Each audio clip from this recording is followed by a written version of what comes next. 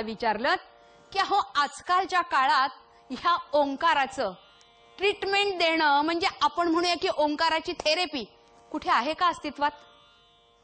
अहो आजकालच्या काळात नव्हे, आजच्या तारखेला सुद्धा ओंकारांनी ट्रीटमेंट दिली जाते.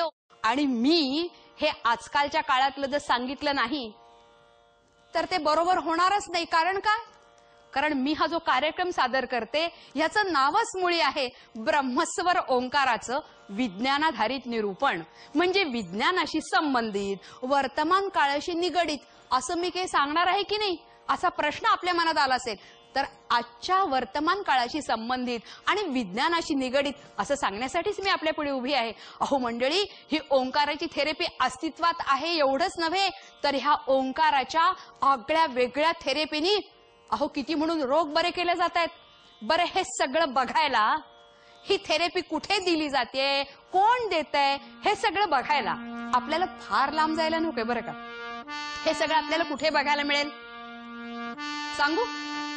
माळशेज उतरून जावे, माळशेज उतरून जावे, तिथे एक नगर आहे, तिथे नगर आहे.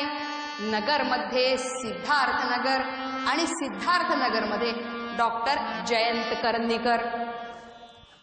विज्ञानाशी संबंधित, वर्तमान काळाशी निगडित असं मी सांगते असं आपल्याला म्हटलं, पण माझ्या ह्या सांगण्याच्या टोनवरून, पद्धतीवरून निश्चितपणाने आपल्या मनात असं आलं असेल की ह्या विज्ञानाशी संबंधित सांगते, वर्तमान काळातलं सांगते असं म्हणतायत. पण पुनश्च ह्या जुन्या काळात गेल्या, पुराण काळातच गेल्या बहुतेक, कारण हे कहाणी सांगण्यासारखा यांचा टोन होता असा विचार आपल्या मनात आला असणार. पण मंडळी, आता कहाणी म्हटलं की तुमच्या मनात असं येणार की हे नक्की आटपाट नगर असणार. पण अहो, हे आटपाट नगर नाहीये, तर हे आहे अहमदनगर. आणि अहमदनगर मध्ये सिद्धार्थ नगर हा एक भाग आहे आणि सिद्धार्थ नगर मध्ये doctor Jayant Karandikar MD cardiologist. अहो, या गृहस्थांनी आपल्या आगळ्या वेगळ्या ओंकाराच्या थेरपीनी कुठले म्हणून रोग बरे केले नाहीयेत. अहो, कार्डिओव्हेस्क्युलर, रेस्पिरेटरी, गॅस्ट्रोइंटेस्टायनल, यूरोलॉजिकल, सायकियाट्रिक, न्यूरोलॉजिकल हे सगळे रोग ओंकाराच्या आगळ्या वेगळ्या थेरपीनी बरे केलेत बरं का. ही रोगांची नावं जरा थोडीशी कठीण वाटली असतील आपल्या नेहमींच्या ऐकण्यातली अशी काही दुखण्यांची नावं जर सांगितली तर बघा, रक्तदाब, पक्षाघात. आता नेहमी असं होतं बरं का की रक्तदाब, पक्षाघात म्हटलं की लोकांना कळतच नाही, लोकांचे चेहरे असे राहतात. कारण काय? अहो, हे शब्द आपल्या वापरात राहिलेले नाहीयेत. बोलीभाषेमध्ये आपण काय म्हणतो? रक्तदाब नाही म्हणत, आपण म्हणतो BP. ते म्हटलं की पटकन कळतं. BP, blood pressure. आपण बघा बायका एकमेकींची बोलत असताना सुद्धा म्हणतो, हॅलो अगं मला जरा BP चेक करायचंय, येतेस का? मग पलीकडची मैत्रीण म्हणते, हो हो माझी चिडचिड वाढले म्हणून घरातले म्हणतात एकदा BP चेक करून ये. सांगायचा मुद्दा काय की BP, ब्लड प्रेशर म्हणजेच रक्तदाब, पक्षाघात म्हणजे पॅरालिसिस. तर रक्तदाब, पक्षाघात, हृदयविकार, श्वसन विकार, फुफ्फुसांचे कुठलेही विकार किंवा ज्ञानतंतूंची शिथिलता काय किंवा नेत्रविकार काय. अहो, नेत्रविकार काय, ज्ञानतंतूंची शिथिलता काय, मुरलेली सर्दी काय, बद्धकोष्ठता काय,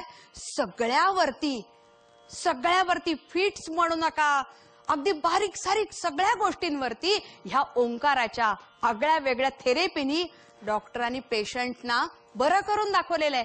बरं, हे सगळं मी सांगायचं आणि आपण ऐकायचं असं नाहीये मंडळी. त्याला पुरावा आहे बरं का, पुरावा. म्हणजे आजकालचा काळ कसा आहे, पुरावा आहे का काही असं जाहिरातींमध्ये सुद्धा आपण बघतो. तर ह्याला पुरावा निश्चित स्वरूपामध्ये. आणि कसा? तर उपचारपूर्व, उपचारानंतर असे लॅब रिपोर्ट. त्या काळामध्ये 6-7 वर्षापूर्वीच्या काळात लॅब रिपोर्ट असं आम्ही म्हणायचो, अजूनही असतात. पण आता आणखीन प्रगती काय आहे तर आता जमाना आलाय सीडीचा. आता चक्क सीडीवरती दिसतं, तारीख असते. अहो, तुम्हाला सांगितलं तर नवल वाटेल, आम्ही नुकतीच एक पेशंट बरे झालेले बघितले. सीडी मध्ये तारीख दिसते, कोमातला पेशंट स्ट्रेचरवरनं आलेला आहे आणि जाताना आपल्या पायाने चालत गेलेला आहे. बोला, आता आणखी काय सांगायला हवं की काय बरं करायचं ठेवलंय या ओंकाराच्या थेरपीनी, आगळ्या वेगळ्या थेरपीनी डॉक्टर करंदीकरांनी. ज्यांना आवाजाच्या संदर्भातल्या तक्रारी होत्या, म्हणजे ज्यांचा स्वरयंत्राला दुखापत पोहोचल्यामुळे आवाज गेलेला आहे, बोबडं बोलणं, तोत्र बोलणं, अडखळत बोलणं, म्हणजे स्टॅटरिंग आपण म्हणूया. ह्या सगळ्यावरती त्याने उपाय करून गेलेल्यांचे आवाज परत मिळवून दिलेत, बोबड्या तोत्र्यांना घडघडा बोलायला लावलेले. आणि ह्याचे सुद्धा पुरावे कसे, तर त्या काळामध्ये ऑडिओ कॅसेट्स होत्या, उपचार पूर्व उपचारानंतर. पण आता त्याच्या सुद्धा सीडी आलेत. तर सांगायचं कारण काय, ह्या करंदीकर डॉक्टरांनी आपल्या ओंकाराच्या आगळ्या वेगळ्या थेरपीनी कुठले म्हणून रोग बरे केले नाहीत त्याची जंत्री आत्ताच आपण बघितली. अहो, ह्यातलीच काही प्रत्यक्ष प्रमाणाची उदाहरणं मी आता आपल्या पुढे सादर करणार आहे. ज्या ज्या वेळेला आम्ही नगरला जातो, माझे यजमान आणि मी, काही वेळेला मी एकटी पण जाते, डॉक्टर करंदीकरांकडे त्यांनी कुठले कुठले वेगवेगळ्या दुखण्यानी पछाडलेले लोक ह्या ओंकाराची थेरपीनी बरे केले हे आम्हाला त्याच्यात कळत जातं. काही एका व्हिजिटमध्ये, काही 2 व्हिजिटमध्ये आम्हाला ते समजत जातं की बा ओंकाराच्या थेरपीनी ह्या असाध्य दुखण्यातला मनुष्य त्यांनी बरा करून दाखवलेला आहे. अशी प्रत्यक्ष प्रमाणाची उदाहरणं मी आपल्याला सांगणार आहे. त्यातलं पहिलं उदाहरण जे आहे ना, ते आहे एका हार्ट पेशंटचं. त्या हार्ट पेशंटचं नाव सरुताई. ह्या सरुताई डॉक्टरांच्याकडे त्यांच्या अतिदक्षता विभागात ऍडमिट होत्या. आता तुम्ही म्हणाल, हा अतिदक्षता विभाग कुठला? तर ज्या वेळेला डॉक्टर करंदीकरांचं ओम शक्ती सेवा संशोधन केंद्र आणि त्यांचं हॉस्पिटल हे एकाच बिल्डिंग मध्ये होतं. ही गोष्ट आहे 5-6 वर्षापूर्वीची. आता नव्याने तिथे बदल झालेला आहे. त्यावेळेला ओम शक्ती सेवा संशोधन केंद्र आणि त्यांचं हॉस्पिटल एकाच बिल्डिंग मध्ये होतं. त्यामुळे एखाद्या सुसज्ज हॉस्पिटलची रचना कशी असते तशी तिथली रचना होती. म्हणजे मुख्य म्हणजे अतिदक्षता विभाग, जनरल वॉर्ड, स्पेशल वॉर्ड, डॉक्टरांची कन्सल्टिंग रूम आणि डॉक्टरांचा उच्च प्रशिक्षित असा स्टाफ, असं सगळ्याचं हॉस्पिटलचं स्वरूप. डॉक्टरांची कन्सल्टिंग रूम, बाहेर डॉक्टर जयंत करंदीकर असं त्या रूमवर लिहिलेलं.